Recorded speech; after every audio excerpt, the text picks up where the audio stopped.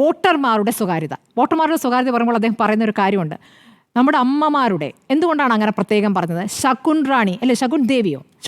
ശകുൻ റാണിയുടെ പേരാണ് രാഹുൽ ഗാന്ധി ചൂണ്ടിക്കാണിക്കുന്നത്, വോട്ടർ ഐ ഡിയിൽ ആദ്യം കാണിക്കുന്നത്.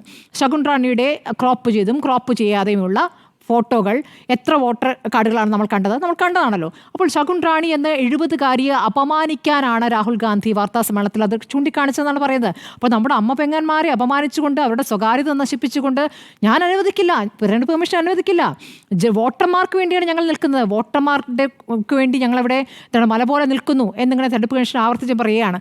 ഇപ്പോൾ എന്താണ് ചോദ്യം? വോട്ടർമാരുടെ അവകാശം നഷ്ടപ്പെടുന്നു എന്നുള്ളതാണ് ചോദ്യം. അതാണ് പ്രധാനപ്പെട്ട ആരോപണം. അപ്പോൾ ഞങ്ങളിതാ വോട്ടർമാർക്ക് വേണ്ടി നിൽക്കുന്നു എന്ന് പറയുന്നത് ആരെ വിഡ്ഢിയാക്കാനാണെന്നൊരു ചോദ്യമുണ്ടല്ലോ. ഇടയ്ക്കിടയ്ക്ക് പുട്ടിന് പീര എന്ന പോലെ പറഞ്ഞുകൊണ്ടിരിക്കുന്നു ജനങ്ങൾക്ക് വേണ്ടി. ജനങ്ങൾ ഇത് ചോദിക്കും, ജനങ്ങൾ ഇത് കാണുന്നുണ്ടെന്നേ. ജനങ്ങൾ ഉന്നയിക്കപ്പെട്ട ചോദ്യത്തിൻ്റെ ആധികാരികതയും പുറത്തു വരുന്ന ഉത്തരത്തിൻ്റെ ആധികാരികതയും ജനം കൃത്യമായി വിലയിരുത്തുന്നുണ്ട്. അതുകൊണ്ട് ജനം കാണുന്നുണ്ട് എന്ന രാഷ്ട്രീയ മറുപടി തെരഞ്ഞെടുപ്പ് കമ്മീഷൻ നൽകണ്ട. തെരഞ്ഞെടുപ്പ് കമ്മീഷന് ഒരു അധികാരവും ഇല്ലേ? അദ്ദേഹം ഇപ്പോൾ അതാണോ പറഞ്ഞു വരുന്നത്? 45 ദിവസം കഴിഞ്ഞാൽ ഞങ്ങൾ നിരായുധരായി എന്നാണ് അദ്ദേഹം പറഞ്ഞു വരുന്നത്. അതാണോ മനസ്സിലാക്കേണ്ടത്? എന്നിട്ട് ഒരു കള്ളന്യായം പറയാനാണ് 2019 സുപ്രീം കോടതി ഉത്തരവുണ്ടത്രേ, അതായത് സ്വകാര്യത മാനിക്കണമെന്ന്. അത് എന്തായിരുന്നു യഥാർത്ഥത്തിൽ? കമൽനാഥ് നൽകിയ ഒരു ഹർജിന്മേലാണ്. അത് VVPAT-മായി ബന്ധപ്പെട്ടാണ്.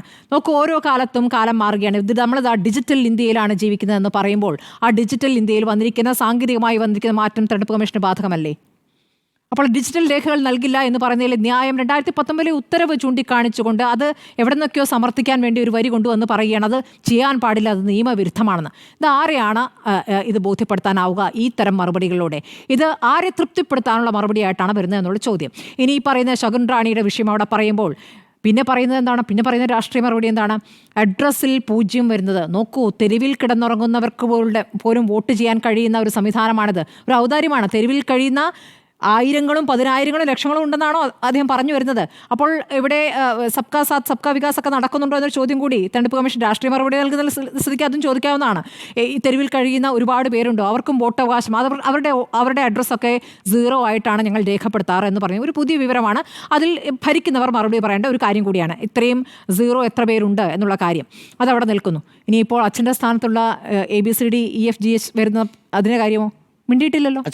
അച്ഛന്മാരില്ലാത്ത വോട്ടർമാർ അവരവരും മിണ്ടിയിട്ടില്ലല്ലോ. അപ്പോൾ അവരവന് സൗകര്യത്തിൽ അല്ലെങ്കിൽ തെരഞ്ഞെടുപ്പ് കമ്മീഷന് സൗകര്യത്തിലുള്ള മറുപടികൾ പറഞ്ഞുകൊണ്ട് 1.5 മണിക്കൂർ വാർത്താ സമ്മേളനം, ചെറിയ സമയമൊന്നുമല്ല, 1.5 മണിക്കൂർ എടുത്തുള്ള വാർത്താ സമ്മേളനം കൃത്യമായി രാഷ്ട്രീയം പറയുന്ന ഒരു വാർത്താ സമ്മേളനമാകുന്നു. ഇനി ദൂരവ്യാപക പ്രത്യാഘാതം ഉണ്ടാക്കുന്ന വലിയൊരു വിഷയം അവിടെ ഉയർത്തിക്കാണിക്കുമ്പോൾ അതൊരു വെറും വ്യാജ വോട്ടുകളും രാഷ്ട്രീയ പാർട്ടികൾ കാണിക്കുന്ന ഒരു കള്ളമായി മാത്രം അതിനെ വ്യാഖ്യാനിച്ച് ചുരുക്കാൻ ശ്രമിച്ചാൽ അതിന് നിലനിൽക്കില്ല. കാരണം രാഹുൽ ഗാന്ധി ഇന്നത്തെ പ്രസംഗം വളരെ ചുരുക്കിയ പ്രസംഗമാണ്. ആ പ്രസംഗത്തിൽ പറയുന്നു, ഇവിടെ ആദ്യം പറയുന്ന മഹാരാഷ്ട്രയിലെ കാര്യമാണ്. ലോക്സഭാ തെരഞ്ഞെടുപ്പിന് ശേഷം ഇലക്ഷൻ കമ്മീഷൻ്റെ മാജിക്കിൽ 1 കോടി വോട്ടർമാർ മഹാരാഷ്ട്രയിലുണ്ടായി എന്നാണ് അത് പറയുന്നത്. ആ മാജിക്കിൽ വന്നിരിക്കുന്ന 1 കോടി വോട്ടർമാർ, പുതിയ വോട്ടർമാർ എല്ലാം BJPക്കാണ് വോട്ട് ചെയ്തിരിക്കുന്നത്.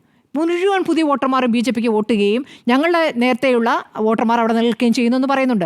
അപ്പോൾ അതെങ്ങനെ സംഭവിച്ചു? മറുപടിയുണ്ടോ? ആ മറുപടി പറഞ്ഞില്ല. തോറ്റ് കഴിഞ്ഞിട്ടല്ല ഇവിടെ ചോദിക്കാൻ വരേണ്ടത് എന്ന മറുപടിയാണ് പറയുന്നത്. അതെന്ത് മറുപടിയാണ്?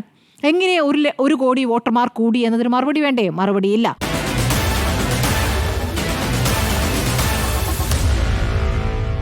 Meet the editors.